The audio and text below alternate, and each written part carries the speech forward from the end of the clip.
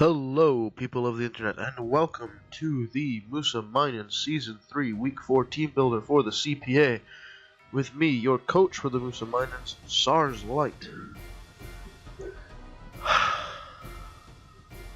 Now, as is normal with these, the draft will be appearing on the screen shortly, but there have been a few changes. Also, mostly due to English. Sorry. Mostly due to basically time constraints, because I've been quite behind with YouTube, as you've noticed. I was ill last week, so I kind of just was off. I'm still kind of ill, but I have to get going again. Yeah, both drafts will appear on screen, but ours has changed a bit since you last saw it when we faced Austin Celebies. We were facing the Minnesota Lycanrocs, but we've had a few changes to our draft, as I just said. As you know, I explained last time that when I got Tropius on our draft, I was just going to say, you know what, that's it, Tropius is going next week, bringing back Koopa. Change of plans. I've kept Tropius. And I've just scrapped the Trick Room dynamic from our team completely. Now, replacing old members of the squad, we have Jirachi replacing Magirna as our tier 1 pick, and replacing our Mega, Bennett, is Mega Charizard Y. Now, obviously looking at that you're thinking, well, why? Well, Mega Charizard Y is basically, instead of having the Trick Room dynamic, I've changed over to a slight Sun dynamic to have alongside the range, so we can swap between the two and kind of just, because the Trick Room just wasn't really working out. The one time I thought Trick Room would work really well, we've got absolutely annihilated by our opponents, so yeah, no. Trick Room really just isn't my thing. So I swapped over the Sun, and hopefully that works out well. Anyways, on to the actual team. As you'll notice, I've already built the team, just like I did for week 3. This time was simply because, like I said, I was ill last week, so for time constraints. But I think I might just swap over to this type of team builder, like, permanently, just because it's simpler. I just build the team and then tell you what I was thinking when I built it, instead of building it on camera. It's easier. I'd say it's easier. Maybe I'm wrong, but it seems easier to me. Anyways, first up, leading the squad this week, we have our Jirachi, the Avatar. Sort of a standard choice scarf. Jirachi, obviously with Syringrace, this is the only ability Jirachi gets. Knowing Iron Head, for them flinches. Ice Punch, to deal with big threats. Well, I say big threats, it's mostly to deal with Decidueye and Alolan Executor. It really doesn't deal with much else. Fire Punch, to take care of Mega Caesar, Decidueye again, Alolan Dugtrio. Oh, and Bisharp. And Thunder Punch to deal with if they bring it Volcanion, Wishy-Washy, and Blastoise. So, massive coverage on Jirachi, however, it can work. And you know, if all else fails, them flinches. Of course, with this, as you can see, I've decided to run a max attack, max speed Scarf Jirachi. But instead of running instead of running a Jolly Nature, I have run Adamant, because looking at their team, the only thing they have that could outspeed me would be Alolan Dugtrio, and it would have to be Scarfed. Anything else Scarfed is not fast enough to beat Jirachi as far as I can tell, unless, well, Houndoom maybe, but as far looking at it, I don't think anything can. Decidueye, even Scarfed, would not be able to outspeed Jirachi. Mega Scizor can't be Scarfed, it has to have a Mega Stone, so it wouldn't be able to do it. Like, it would be able to get ahead of me with priority, but that's about it. Volcanion, I don't think its base speed is high enough. I could be wrong, but I'm fairly sure it's not. I'm just going to have a quick look. But I'm fairly positive that Volcanion isn't that fast. He's like base 80 speed or something? I could be wrong. Base 70 speed, so yeah, there's no way that thing is outspeeding a Scarf Jirachi. But while I'm at it, I'll check Houndoom because it might be able to do it. I'm honestly not sure.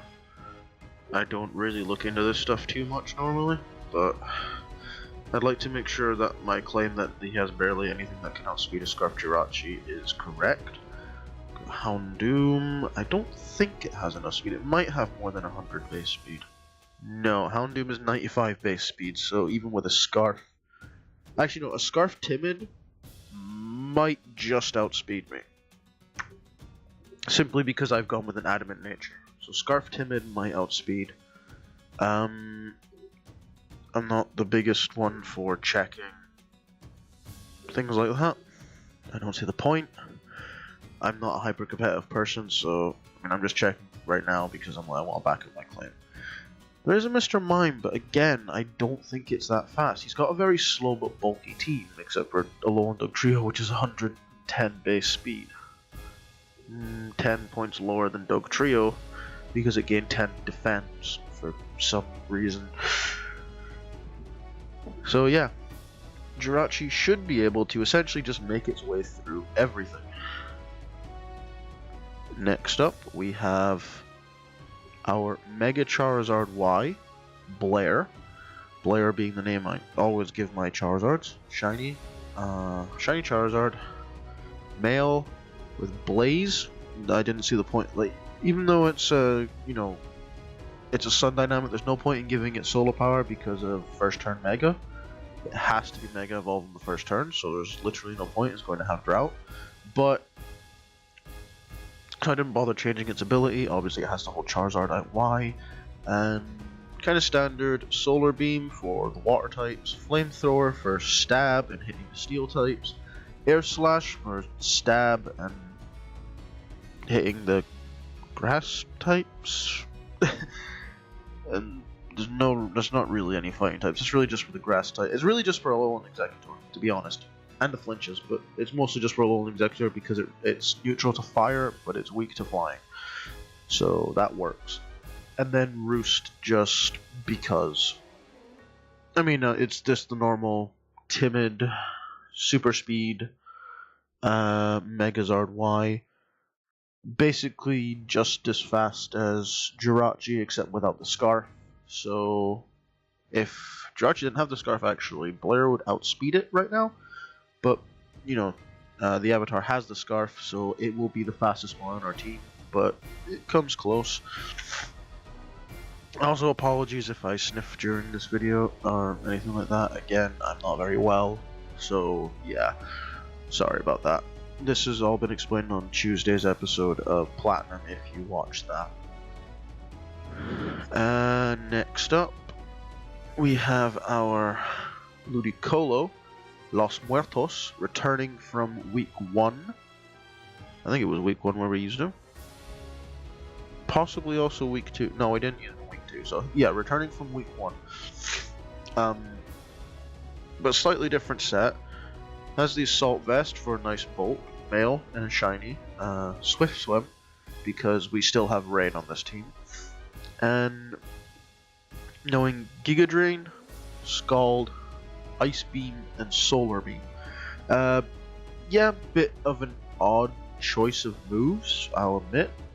Really, it's so it can work with both Sun and Rain. So the Scald and Giga Drain are meant for in the rain, same with Ice Beam, it can be used in the rain. Solar Beam is for if we're in the sun, we can use that instead of Giga Drain for extra power against water types. Ice Beam, although not the most useful move on it, is good if we're in the sun. We can use Ice Beam over Scald to hit really nothing. I've not built this thing very well. I mean, it hits the Alolan Executor 4 times damage, so it does help at least. But really, he's just there to work in both sun and rain. He should work all right, I guess. I'm not sure. Again, I'm not the most competitive. I'm not a very competitive player, so I just built what I thought would work. If it doesn't work, I am sorry. Yeah, I'm bad. And Just a max speed, special attack, a little bit of special defense. Nice powerful Ludicolo. Hopefully this works well. Probably won't. Oh well. Anyways, next up we have Monsoon, our Politoed, also returning from week 1. Different set though. Again, female, not shiny, holding leftovers. The ability Drizzle. It's actually a toxic trapping set with Toxic Protect, Whirlpool, and Rest. So yeah, basically just going to trap something in, trap something in Whirlpool, set up Toxic on it, and then just stay alive while that thing slowly dies. Fully bulk invested, max HP, 200 defense and 58 special defense with a calm nature. Since I'm not using the attack stat, may as well lower it. So yeah, it's not what Showdown suggested. Showdown actually suggested to bring fully specially defensive, but I decided to give a lot of defense investment so that it was bulky on both sides, because most things on the opposing team can run both physical or special. A lot of them are physical lock that as well. So I mean, the first 3, Volcanion, Wishy-Washy, Blastoise, they're mostly special attackers, but Wishy-Washy can be a powerful physical attacker, and so can Blastoise. Alolan Executor is basically just a physical attacker, but can be a good special attacker. Houndoom, mostly a special attacker, but does have decent physical attack. Mr. Mime is a special attacker, although physical sets do exist. Mega Scizor is a massive physical attacker, sorry. You don't see special attackers that much unless it's someone who likes to run weird sets, like myself. Decidueye can be both, but is normally physical because of Spirit Shackle and Leaf Blade. Alolan Dugtrio is a physical attacker. Not going to see a special set on this thing unless this guy is just as crazy as I am. Alolan Marowak, again, a physical attacker. I'm expecting it to actually, might be Lightning Rod, but I'm expecting it to be Rockhead, so it can use things like, you know, Flare Blitz, Double Edge, you know, powerful moves without having to worry about the recoil. Especially since I only have 2 electric types, they probably aren't expecting to bring many electric type moves. And besides, really, Thunder Punch, they'd be right. I don't think I have any others. Anyways, yeah. So yeah, it's good to have the all-round bulk on our Politoed. Anyways, next up we have returning from week 3, Sun's Gift the Tropius. Just like last time, it's a shiny male Tropius holding a Starfberry with the ability Harvest, meant to be working in the sun. But this time it knows Defog, just in case our opponent decides to bring hazards, because they do have a couple of monsters that can set them up. So it's worth a shot having Defog just to get rid of those, knowing Giga Drain, Air Slash, and if the Starfberry strategy works, because I'm still not sure if it can or not, Earthquake. So yeah, Giga Drain, Air Slash, Earthquake. Investments in bulk, again, max HP, large investment in defense, and a fairly large investment in special defense with a sassy nature lowering speed, because I didn't want to lower any of the attacking stats. The defenses are split in such a way that both defense stats are equal, while HP is completely maxed out.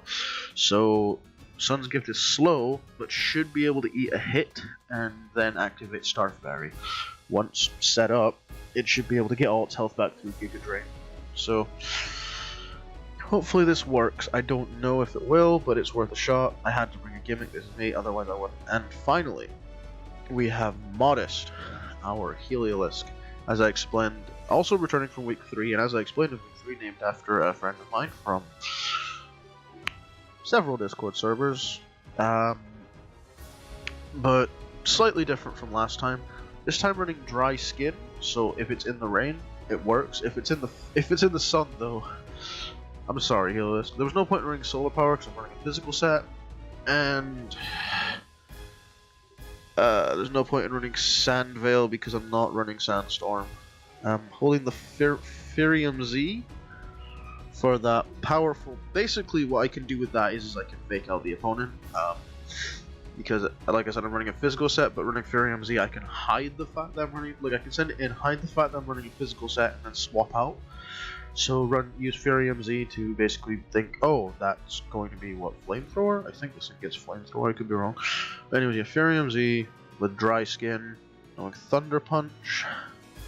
Doesn't get Flamethrower. Do you get any fire type moves besides Fire Punch, or is that actually going to be given away the moment I... Okay. I think Fire Punch is the only fire type move it gets, so much for hiding the fact that it's physical. Oh dear. So yeah, so Thunder Punch, Fire Punch, Return, and U-Turn. Basically just get in, deal as much damage as possible. Again, another sweeping set, max speed, max attack with a jolly nature. As much speed as possible. Like I said, Dry Skin so that it gains health in the rain.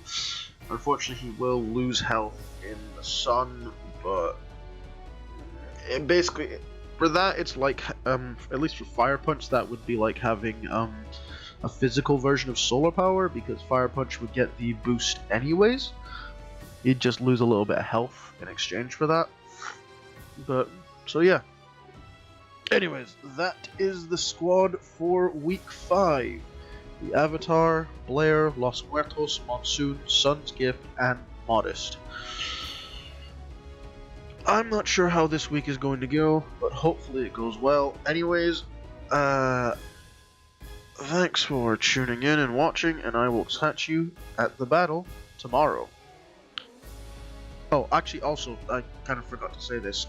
Because I'm behind, this is actually the beginning of Week 5, so both Week 4 and Week 5 will be uploaded on the same days, so the team builders are both going to be on Friday, and the battles are both going to be on Saturday. So, yeah. They're all kind of happening at the same time. Like I said, I didn't manage to do anything kind of near the end of last week besides one live stream with Laios Zuro, the Gold Silk versus Silver Cage Lock. So this is going in on the same day as the other one, as the other battle and the other team builder. So this will go up, I'd say, a couple hours before the other team builder. But anyways, yeah.